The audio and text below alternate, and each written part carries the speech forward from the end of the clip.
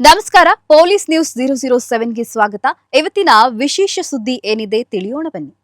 ಕನಕಗಿರಿಯಲ್ಲಿ ಅಕ್ರಮ ಚಟುವಟಿಕೆಗಳಿಗೆ ಬ್ರೇಕ್, ತಪ್ಪಿತಸ್ಥರ ವಿರುದ್ಧ ಕಠಿಣ ಕ್ರಮ. DYSP JS Nyamagoudar.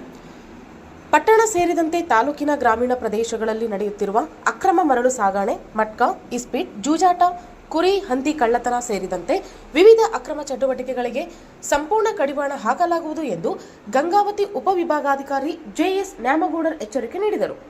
ಪಟ್ಟಣದ ಪೊಲೀಸ್ ಠಾಣೆಯಲ್ಲಿ ಸುದ್ದಿಗಾರರೊಂದಿಗೆ ಮಾತನಾಡಿದ ಅವರು, ಕಾನೂನು ಸುವ್ಯವಸ್ಥೆ ಕಾಪಾಡುವುದು ಆಡಳಿತದ ಮೊದಲ ಆದ್ಯತೆಯಾಗಿದ್ದು, ಪೊಲೀಸ್ ಹಾಗೂ ಕಂದಾಯ ಇಲಾಖೆ ಅಧಿಕಾರಿಗಳಿಗೆ ಅಕ್ರಮ ಚಟುವಟಿಕೆಗಳ ವಿರುದ್ಧ ನಿರಂತರ ಕಾರ್ಯಾಚರಣೆ ನಡೆಸುವಂತೆ ಕಟ್ಟುನಿಟ್ಟಿನ ಸೂಚನೆ ನೀಡಲಾಗಿದೆ ಎಂದು ಹೇಳಿದರು. ಅಕ್ರಮ ಚಟುವಟಿಕೆಗಳಲ್ಲಿ ತೊಡಗಿರುವವರ ವಿರುದ್ಧ ಯಾವುದೇ ರಾಜಿ ಇಲ್ಲದೆ ಕಾನೂನು ಪ್ರಕಾರ ಕಠಿಣ ಕ್ರಮ ಕೈಗೊಳ್ಳಲಾಗುವುದು.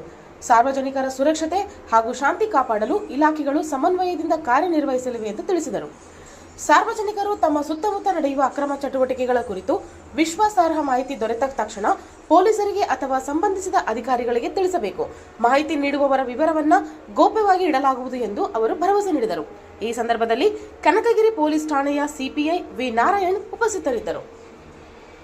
ಸಾಗರ ಡಿಟಿಪಿ ಸೆಂಟರ್. ನಮ್ಮಲ್ಲಿ ಕನ್ನಡ ದಿನಪತ್ರಿಕೆಯ 4 ರಿಂದ 6 ಪುಟಗಳವರೆಗೆ ಪುಟ ವಿನ್ಯಾಸ ಮಾಡಿಕೊಡಲಾಗುತ್ತದೆ. ಕಲ್ಯಾಣ ಕರ್ನಾಟಕ ಭಾಗದ ಸುದ್ದಿ ಹಾಗೂ ಸ್ಥಳೀಯ ಸುದ್ದಿಗಳನ್ನ ಹಾಕಿ, ಯಾವುದೇ ಜಿಲ್ಲೆ ಹಾಗೂ ತಾಲೂಕುಗಳ ಪತ್ರಿಕೆಗಳನ್ನು ಅವರು ಜಿಲ್ಲೆಯ ಸುದ್ದಿಗಳನ್ನ ಹಾಕಿ PDF ಮಾಡಿಕೊಡಲಾಗುತ್ತದೆ.